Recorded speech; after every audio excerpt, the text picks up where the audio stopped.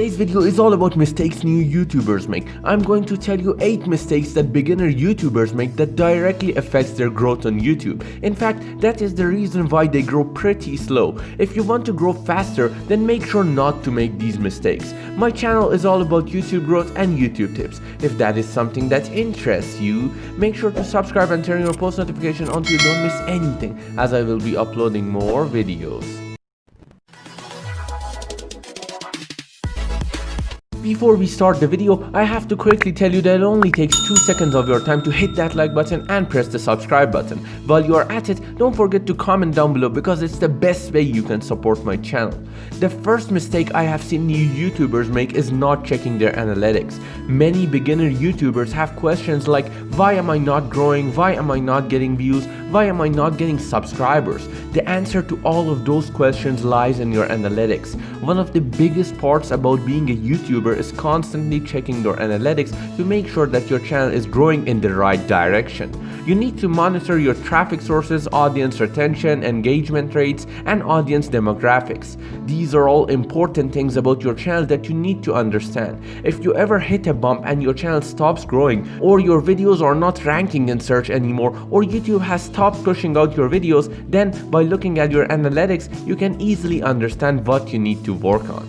The second mistake is deleting content. There are so many people that will delete a video off their YouTube channel if it does not perform the way they want it to perform. But you have to keep in mind that the same video that you're deleting may be the one that gets blown up. This has happened tons of times that the video gets very little views and very low engagement.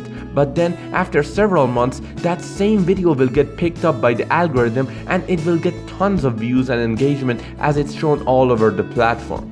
And that can change everything because it will get your channel blown up.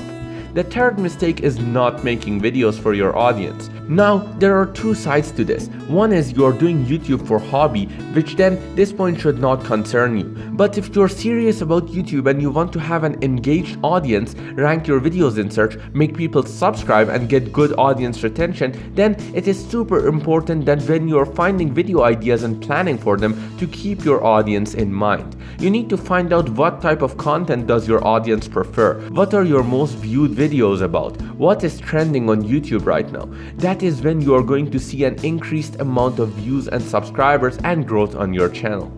The fourth mistake is watching your own video. I know that you are kind of watching your video when you're editing it, but once you have completed the editing process, do you watch your whole video from the beginning to end? You have to watch your whole video without getting distracted. That is because if you cannot watch your whole video, how do you expect other people to watch your video?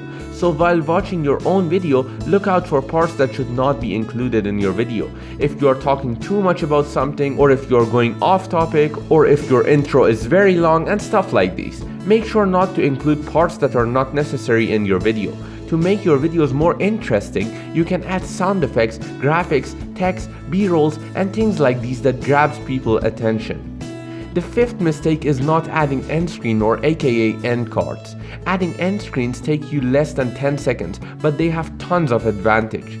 I have done a video on how to add end screens and I show you their different layouts. If you don't know how to add an end screen, then head over to the description for the video link or click the top right corner. Generally, end screens are from the last 5 to 20 seconds of the end of your video. With an end screen, you make it possible for people to jump from one of your videos right to the other after they are done watching the video that they are currently watching. And the same process goes on and on. This makes it easier for people to find your content and they may end up binge watching, which brings you tons of watch time, views, session time, and audience retention. The sixth mistake is relying on one platform. You should not focus on getting views only from one social media platform. That is because it has been proven that most people are active on 4 to 8 social media platforms and use it to drive traffic to their YouTube channel. You can use Instagram, blogs, or Facebook groups, or Reddit, Twitter, and many other social media platforms that you use. That is because if you only use YouTube to get views, there are not going to be any external sources that bring traffic to your videos, which is why you have seen many YouTubers post their new videos on their Instagram story. Mistake number 7 is intros. I have seen many videos that take way too long to get to the point and I simply get bored and stop watching.